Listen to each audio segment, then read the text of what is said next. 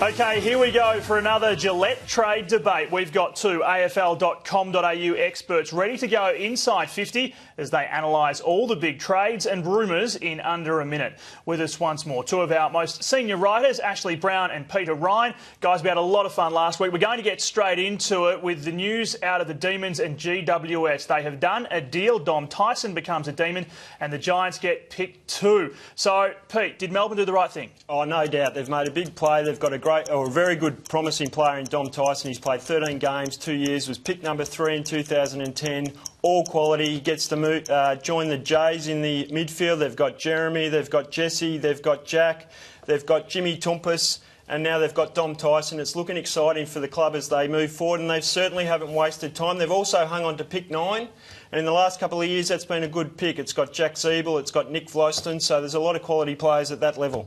My concern is his durability. This is a guy 13 games in 2 years, only 3 last year coming off a PCL. He was always going to come home. We've always been hearing the rumours for years that he was, the last couple of years he was going to come back. Richmond were very keen on getting him at one stage. But it's no big surprise. He'll be good. Of course, the other people will be happy, Pete, the girls of Melbourne, because this is a guy who last year was a finalist in the Cleo Bachelor of the Year. Oh, I didn't know that. So he's no Straubs to wire. No, or Geordie McKenzie. There you go, ladies. Some news for you as well. Still on GWS, Pete. Heath Shaw, is he really worth the big bucks? Oh, well, look, he is for Greater Western Sydney. They need senior players, and you know what Heath Shaw will bring? He'll bring footy smarts. He's actually a Rhodes Scholar of football. He may not be off the field, but he's fantastic on the field. And he gives a bit of swagger, a bit of confidence. He wants the football in his hands. He'll give Leon Cameron some grey hairs and he'll annoy his teammates. He's like being shot by a water pistol. He's sure being around. He's fun, you laugh, but you just want him to get away from you for a second. But he'll add some dynamism, some razzmatazz to that backline that's got Phil Davis and good citizens like Moore and Gillam. I think they need Heath Shaw. In big games, Heath Shaw's a sook. He gets easily rattled, waves his arm, flails his arm around, blame everybody else but himself. Yeah, he wasn't a sook when he smothered Nick Rewald in the 2010 Grand Final. He was a superstar. If Buckley and Pendlebury and Maxwell and those guys can't keep him in line, what hope has Tim Moore and those guys got, really? Well, Tim Moore just put up the flag and say, go for your life, Heath. That's what we need. GWS, a bit of excitement. All right, Pete, switching subjects. Stuart Crameri, will he ever get to the Western Bulldogs? What's he worth, Ash? Well, look, I think it's a bit of a symbolic chase in a way for the Bulldogs. It's their chance to really go after someone from one of the power clubs, being Essendon. Look, it's 1.8 goals a game he averages. Look, he's a good player, not the sort of player you can build a whole forward line around, Pete. Essendon have been a bit hardball about this. You wouldn't want to swap footy cards with Adrian Dodoro. He doesn't give away much, does he? I mean, he wants pick 22. Let's look at it. Kent Kingsley went for pick 42. Mitch Clark went for pick 12. They're key forwards that have been traded in the last 10 years. I reckon Crameri's somewhere around there. I think pick 22 is great value for Stuart Crameri, and Essendon should jump at it. They've got no real early picks. Essendon always overrate their players. Yeah, there's no doubt about that. They go in and they think they're absolute James Hird every single time. They're wearing number 5 on the back. But Stuart Crameri, good player, but a pick 20 sort of player. Key forward, really handy for Bulldogs. Perfect deal. So much focus on key forwards. So who's the best one still out there, Ash? Well, there's 3 in play, aren't there? There's Podsy Adley, there's Jesse White, and there's Scott Gumbleton. I think Podsy Adley to Adelaide next year, when you've got Tex Walker and Josh Jenkins coming off the long-term leg injuries, will be a really good player for them just to have around. But I'm starting to think, and this is a mea culpa for me, if you've ever sat with me at the footy at a Swans game, Jesse White might be all right. Oh, he might be all right. He showed some signs in the second half of the year that he might be a decent player. As a medium-term bet, I'd go for White. Everyone is saying Jesse White might be all right. I've heard it for the last 5 years. To me, this selection's like picking between Bill Shorten and Elbow. I mean, it doesn't really excite you. It's not exactly a Cox Plate field. It's more the Manangatang Cup, to be honest. Gumbleton has played 35 games for 45 goals. We said last week Buddy would cost Sydney $16,000 a goal. Gumbleton might cost Fremantle $85,000 a goal. Through no fault of his own, he's a spud. Great person. Yeah, but his back won't let him play.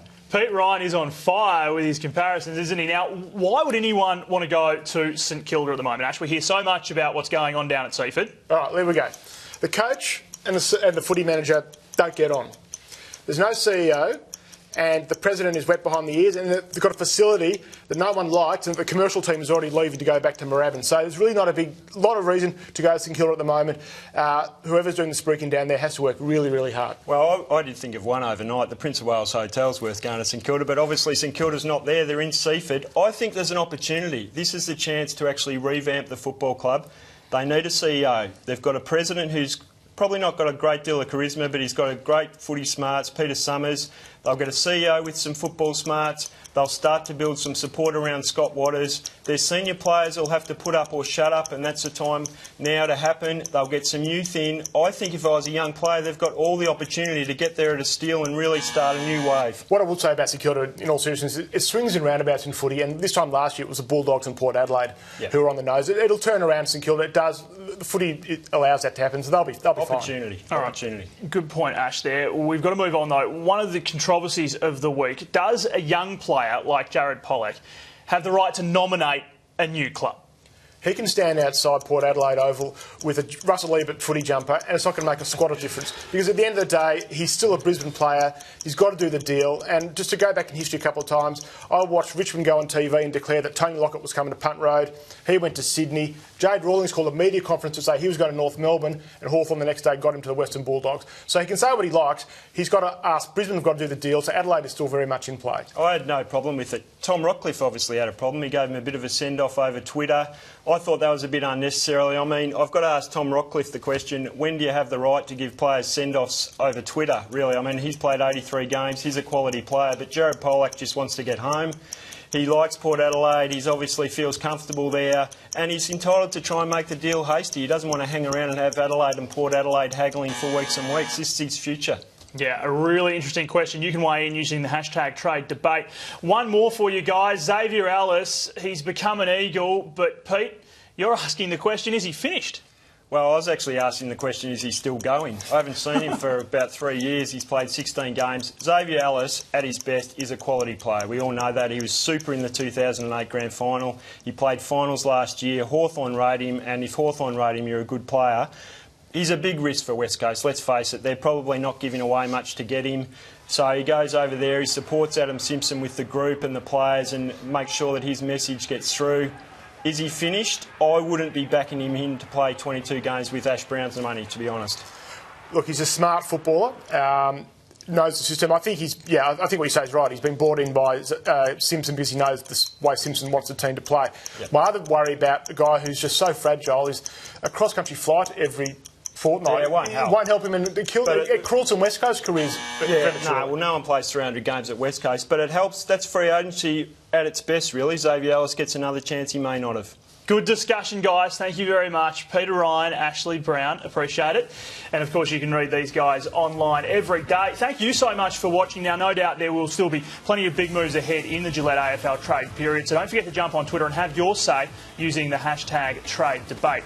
Next week, we will have trade coverage all week long for you, and then next Friday on afl.com.au as the trade period ends, Damien Barrett will be part of our team to wrap it all up. For now, have a great weekend. See ya.